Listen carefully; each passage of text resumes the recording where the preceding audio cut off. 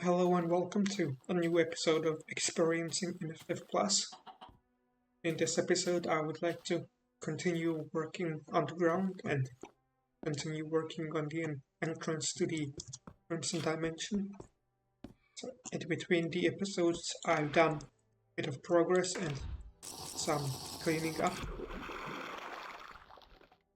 As you can see, I've dug out an area for the tunnel, which will lead over to the slip gate which leads to the Crimson Dimension.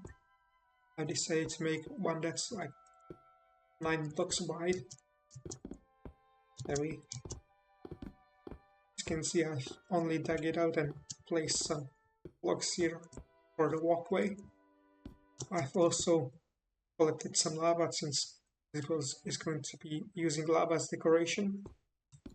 Anyway, I've also cleaned up the chests that were here with the items, but I haven't done much stuff around the void hole. Anyway, that's what I wanted to show you, and now I'm gonna start working on the tunnel.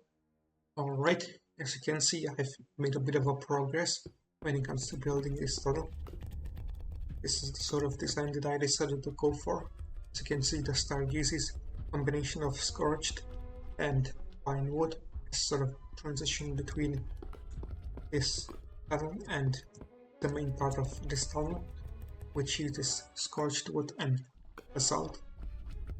So the design isn't probably that interesting, but I decided to go for it because I couldn't come up with anything better.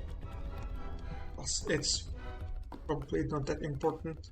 It looks good since it's kind of dark here underground, so you won't be able to see the design very well. Currently you can see well since I use night vision, but if I didn't have it, you wouldn't be able to see it that well. And I've also, as you can see, I've also used lava as a decoration and of course to provide some light for this tunnel. So yeah, I'm going to continue building it because as you can see it's just a simple repeating pattern. So yeah, but of course this isn't the only thing that I wanted to talk about in this clip. The second thing that I want to talk about is that I decided to have a bit of change of plans. The reason for it is because there has been a small change made to the dungeon route in the Crimson Dimension. The change that has been made is the fact that the Gauntlet of Uriel, which I'm currently holding, will no longer be obtainable in the Crimson dungeons.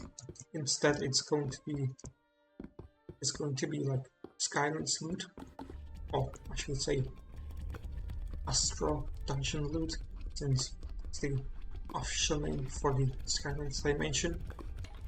Anyway, the Gauntlet of Uriel is going to be replaced by the Scythe of Belial, which I would like to get, but I can't obtain it currently since the build which has this change hasn't been released yet, so I'm going to continue building, and once I have the new development build I'm going to go exploring in the Crimson Dimension. Alright, so as you can see the tunnel is finished, although you probably can't see it very well since it's very dark in here. Another thing that has changed is that there is a new basalt bricks texture. I'd say it's much better than the previous ones, even though you can't see it very well. Anyway, I've also worked on this room around the portal. I've decided I've laid out some dirt to sort of mark out the room, the sort of portal. I decided the room will be sort of circular, sort of marked by dirt on the outside, so you can get away. So you can see roughly how big it will be. I haven't yet decided on the design, but I'm thinking of using I've decided for a sort of black and red color palette, so meaning using more basalt and maybe crimson wood and mahogany, but that isn't important right now. The important thing is exploring a bit more.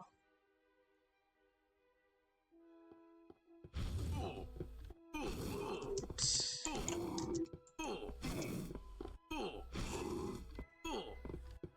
As I've mentioned in the previous episode, a reminder that as I've mentioned in the previous episode, I'm currently playing a development build of 0.7, so some things might change.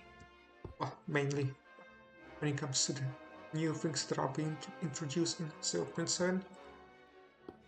Anyway, it's now time to explore. One of the things that I want to do is find the site of Belial that I've already mentioned before, but I'm also thinking of gathering some wood stuff since I don't have that much of it. Anyway, I'm using the green teleporter because in between the episodes I've actually found a new dungeon. The reason why I was looking for it was because I wanted to find some obsidian rods, because those have been replaced by the diamond shovels in the replaced by them in the 0.7 update. So I wanted to have more shovels since that way I was also able to get some stacked shovels which will be unobtainable. Anyway, I'll now go exploring, gather some stuff, and let you know once I find a dungeon with a scythe and show you how it works.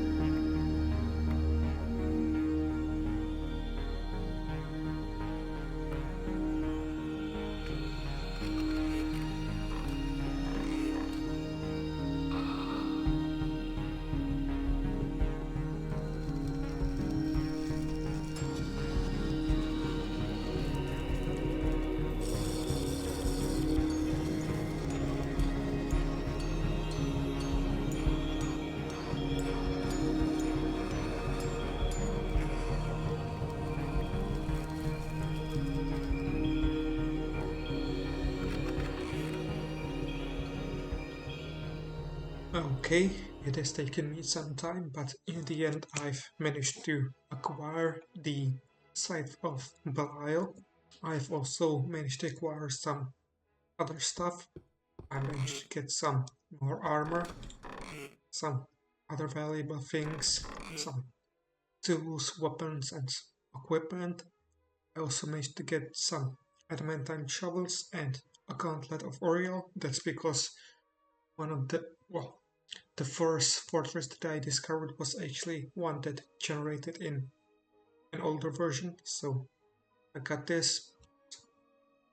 The gauntlet of Oriel generated there normally, and the shovels used to be like the obsidian rods, as I've said previously, I think. Anyway, I also got some scrolls for enchanting and some other uncommon things. Also got some wood and stuff and bloodstone and some miscellaneous things. Maybe I still want to gather some more volcanic soil, and I also need to transport all these things. So once I'm done with that, I'm gonna show you how the scythe of Belial works. Yeah.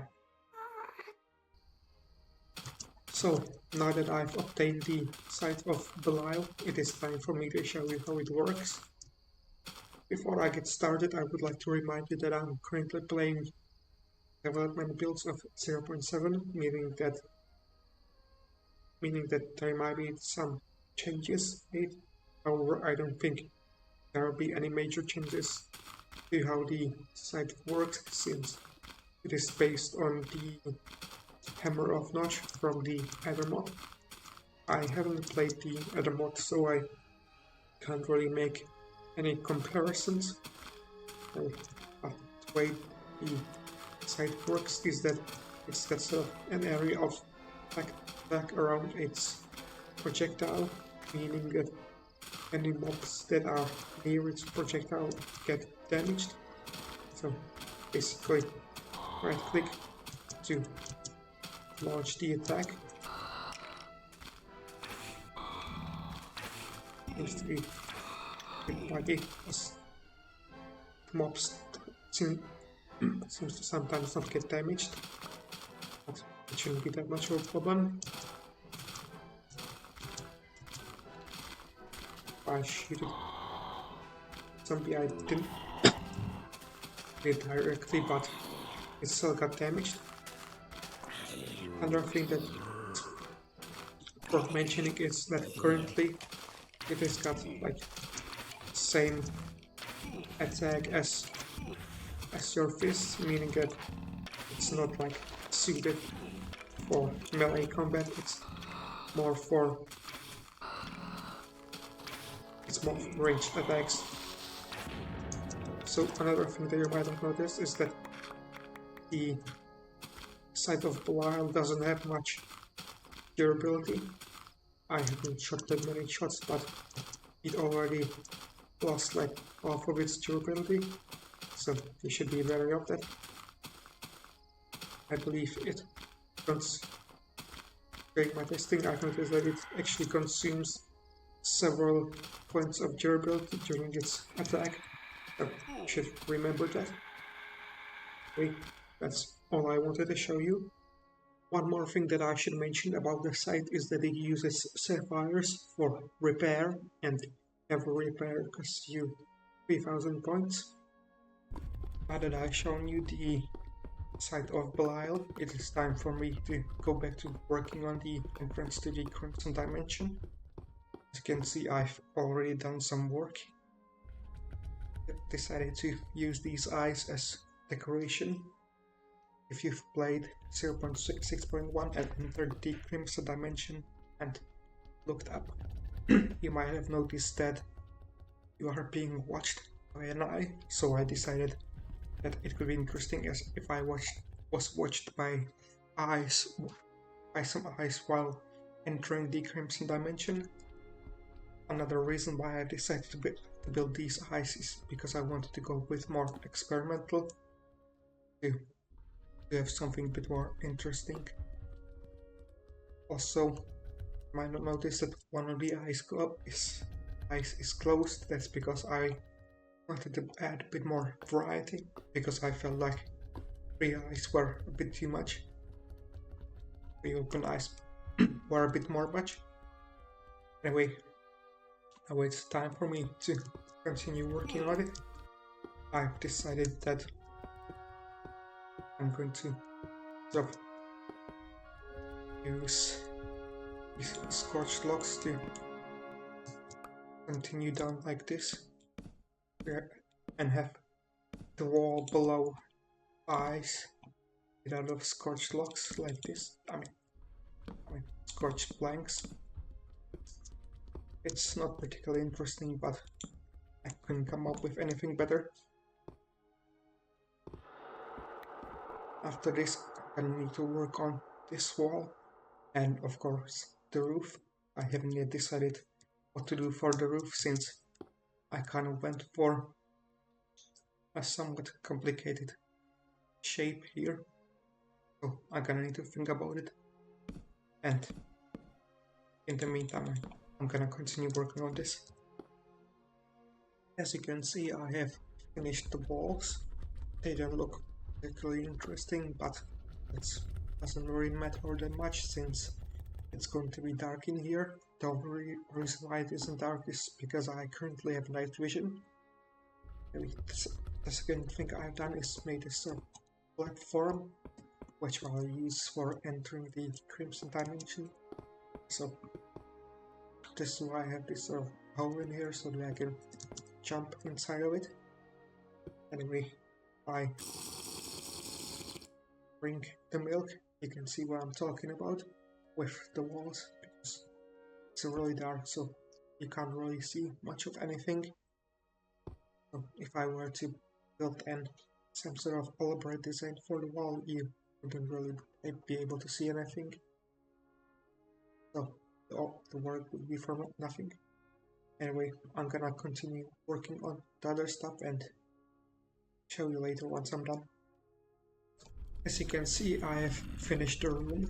This is the sort of design that I decided to go for. I decided to sort of use some scorched wood to get rid of the weird shape that I had going for, so that I would have easier time finishing the roof, the ceiling of this room, and for the ceiling I decided to use some hellbark gaps. They're sort of like the netherboard blocks because they serve the same purpose as them in Death. Anyway, for the floor I've decided to simply leave the bedrock here and get rid of all of the all the other blocks, since I felt that it would be more interesting and I didn't feel like it's really necessary to have a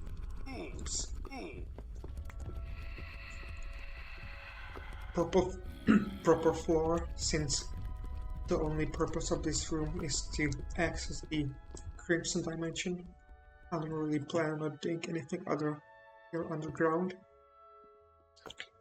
Also, I'd like to show you how it looks in darkness. So, as you can see, this is what it looks like. You can't really see much of the detail. Anyway, this room was a bit more experimental. I think it turned out good, but not as well as I hoped for. So, I have finished everything that I wanted to do in this episode. However, before I end it, there are still a few things that I would like to mention. In the past few days I've been thinking about some plans, what I want to do in the upcoming episodes, and I decided that in the next episode I would like to visit the new Skylands, or rather the Aurora dimension as it is referred to officially. After that I would then after that episode I would like to visit the Crimson Dimension again, because while I've visited it in some previous episodes, I feel like I haven't shown it properly, because I haven't fully explained what the biomes are there, the mobs and such. So I've decided to visit it again, and sometime after that I'm gonna visit the new Skylands dimension again, because I expect that by the time I start recording the next episode, the Skylands dimension will not be finished and will be missing a bunch of stuff like dungeons, and maybe the mobs will still be finished. Anyway, we'll see. Of course, aside from just exploration, I'm gonna do some stuff around the base, work on things and such. So that is it for the upcoming plans. Now I'd like to do a bit of a teaser for this current dimension. So the way you enter it is by sleeping while holding a dream catcher.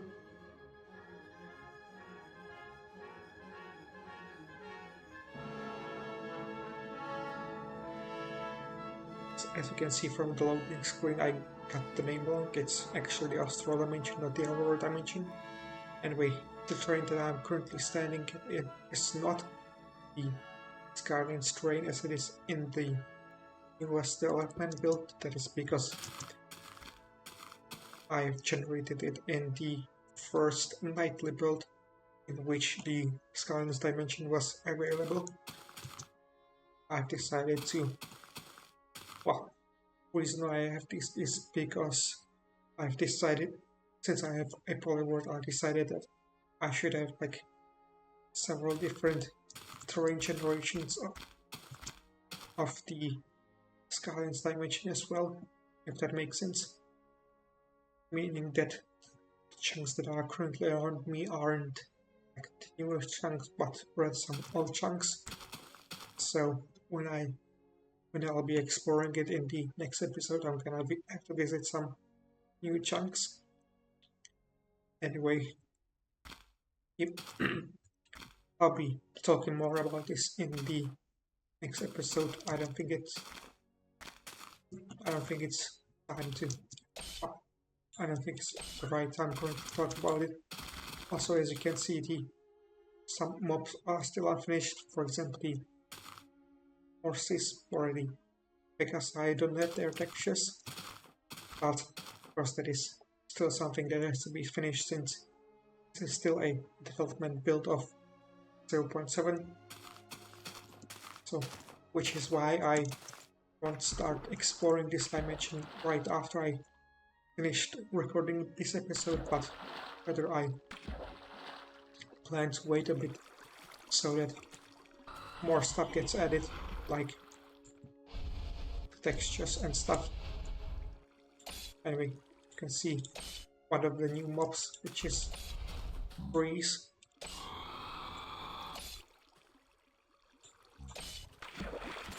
Anyway, I feel like this is enough for this episode, and if you want to see more, you'll have to wait for another one.